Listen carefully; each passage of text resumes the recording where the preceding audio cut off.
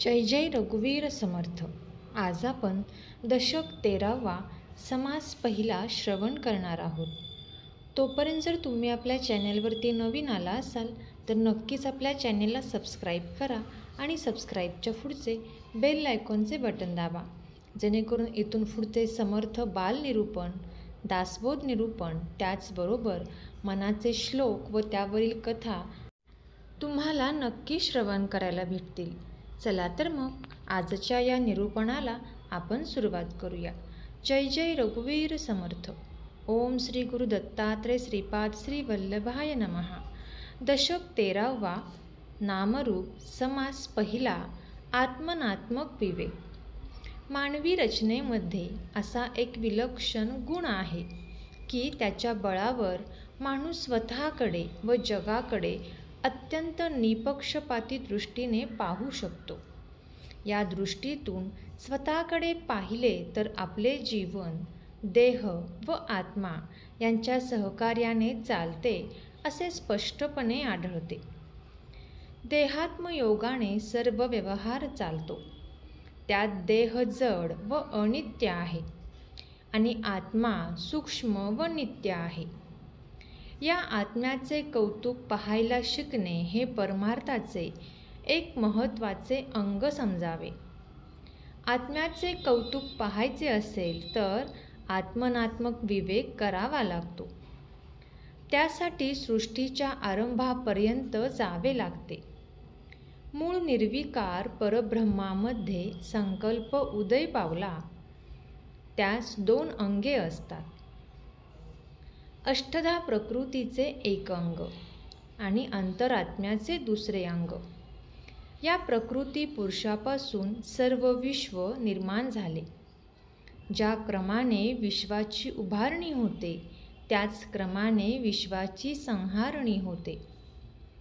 पंचभूतात्मक विश्व नाशवंत असते तर आत्मा तेवढा शाश्वत असतो.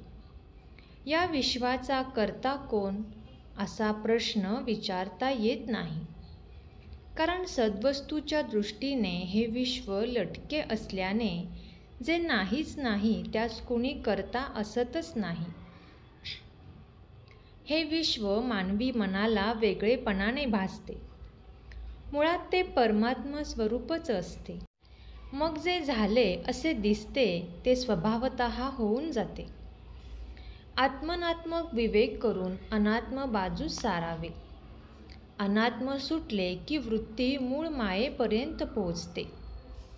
तेथे ज्ञान आणि उपासना एकच होतात. मी त्याचा आहे येथपासून उपासनेस आरंभ होतो आणि मी तोच आहे या अवस्थेत तिचे पर्यवसन होते. भक्त देवाशी एकरूप होतो आणि हेच ज्ञानाचे लक्षण होय. मी खरा कर्ता नसून अंतरात्मा सर्व कर्ता आहे. या अनुभवापर्यंत पोचल्यावर तेथे थांबता कामा नये. या अनुभवात वृत्ती मूळ मायेपर्यंत पोचते, पण ती संपूर्ण निवृत्ती होत नाही. येथे सारासार विचार करावा. आपणास जो अर्थ समजतो त्याच्याशी आत्मा तदरूप होतो. मीपणा संपूर्ण विलीन होऊन वृत्ती निसंदेह व निर्विकल्प झाली की आत्मा देखील तसाच होतो. म्हणून अगदी संपूर्ण संग त्याग करून मूळ मायेपाशी स्थिर झालेली वृत्ती मौन्यगर्भ ब्रह्मात लीन करावी. अशा रीतीने जाणता जाणता वृत्ती परब्रह्माशी तदरूप होते. तेथे ज्ञानाचे विज्ञान होते, मनाचे उन्मन होते. हेच खरे आत्मनिवेदन होय. निर्गुणाशी अनन्य होणारा निर्विकारी लीन होणारा साधू हा फार थोर असतो. सारांश सगळे सोडून देवाला धुंडावे, मुख्य कर्त्याला ओळखावे. अंतरात्मा सर्व ठिकाणी व्यापून आहे खरा, पण सर्वच प्राण्यांत व माणसात सारख्या सामर्थ्याने तो प्रगट होत नाही. म्हणून ब्रह्मज्ञानी पुरुषाने लोकसंग्रह करताना ज्याच्या त्याच्या योग्यतेप्रमाणे माणसांना वागवावे. सर्वांच्या अंतरंगाशी तदाकार किंवा तदरूप होऊ नसावे. आपण लहान मुलांना शिकवतो त्याप्रमाणे जनतेला शिकवून हळूहळू तयार करावे. सर्वांचे मनोगत राखावे. कोणाचेही अंतःकरण दुखवू नये. असे अंतःकरण न दुखवता शिकवणारा महंत फारच थोर समजावा. साधकाने आत्मनात्मक विवेक करावा. जगात अनंत शरीरधारी प्राणी आहेत. त्यांचे जीवन पाहून विवेक केला तर असे दिसते की प्राणी म्हणजे देह व आत्मा यांचा संयोग होय. देह दृश्य, जड व अनित्य असतो, तर आत्मा अदृश्य, सूक्ष्म व नित्य असतो. आत्म्यावाचून देह प्रेत होतो, तर देहावाचून आत्मा अज्ञात राहतो. देहाच्या द्वारा आत्मा अनेक क्रिया घडवून आणतो. शरीराचे, इंद्रियांचे, मनाचे, बुद्धीचे सर्व व्यापार आत्मा घडवून आणतो. चांगले वाईट सामाजिक प्रसंग आत्मा घडवून आणतो. जसा विद्येमध्ये तसा अविद्येमध्ये तोच आनंदरूप आत्मा हजर असतो. जगात घडणाऱ्या सर्व घडामोडींचे मूळ कारण सूक्ष्म अशा आत्म्यामध्ये आहे. हे ज्ञानी पुरुष ओळखतात.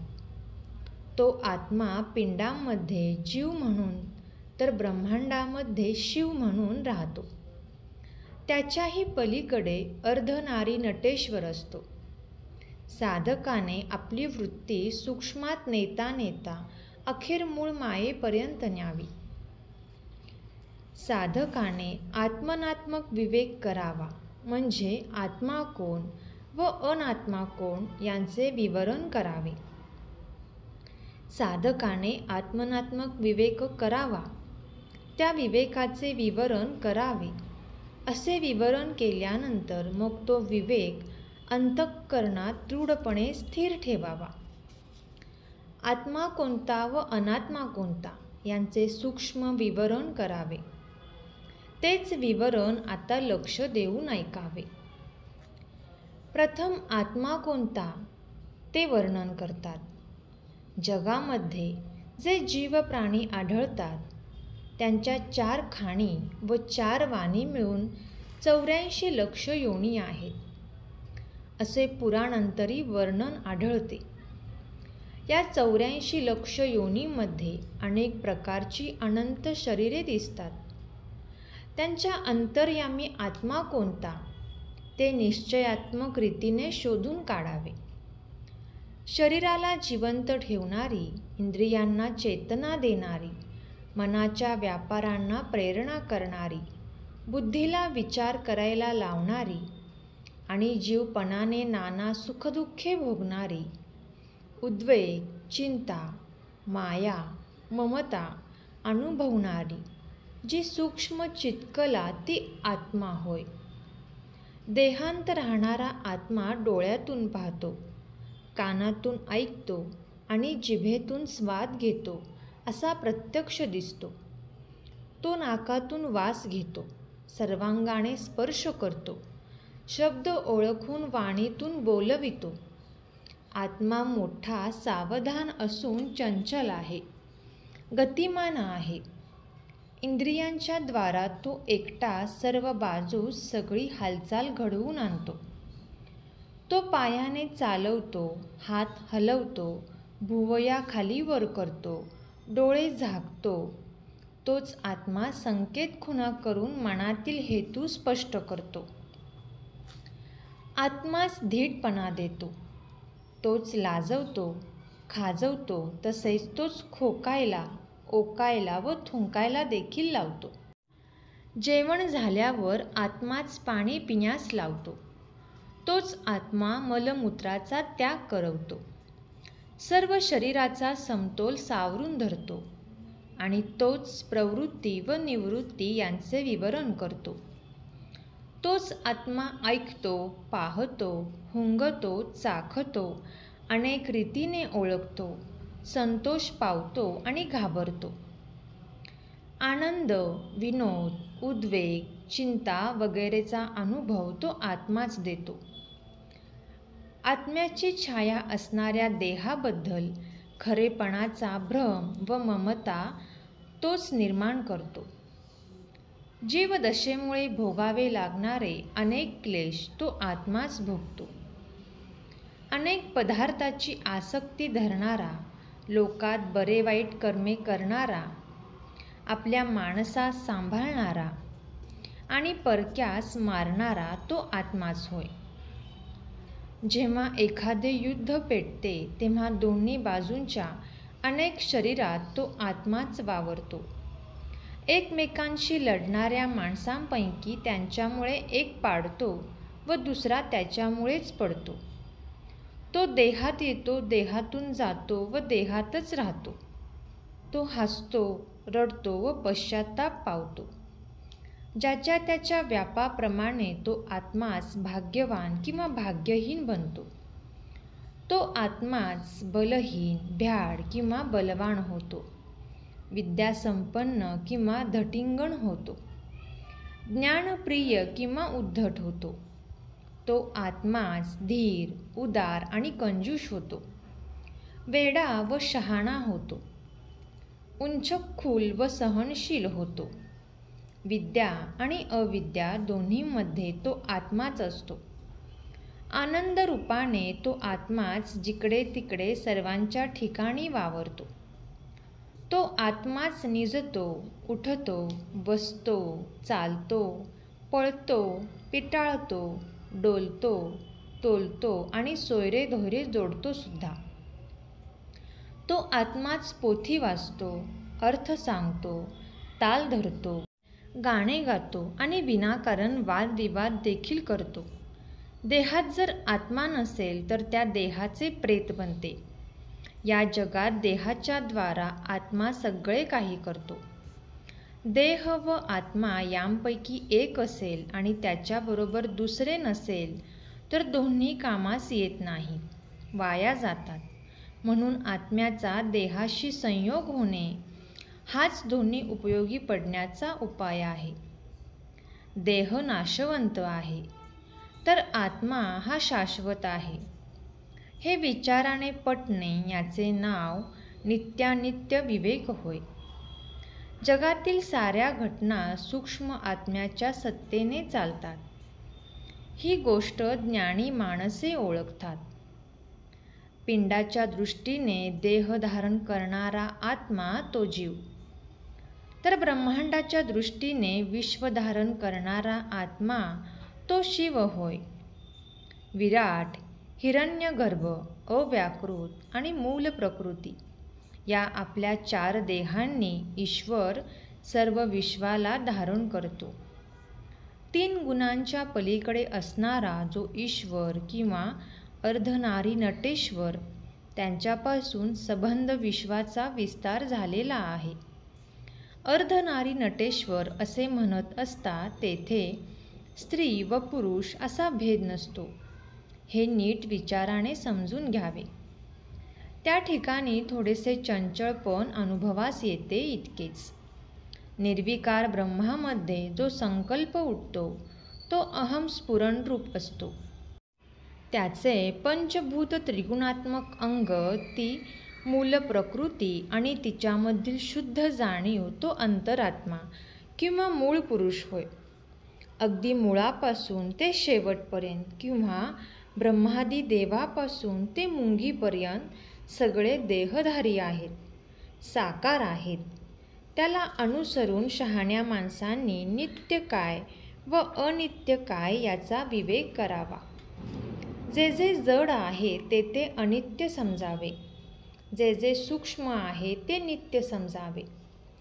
यामध्ये अधिक खोलात शिरून आणि नित्यानित्य विवेक कसा करावा हे पुढे सांगितलं आहे.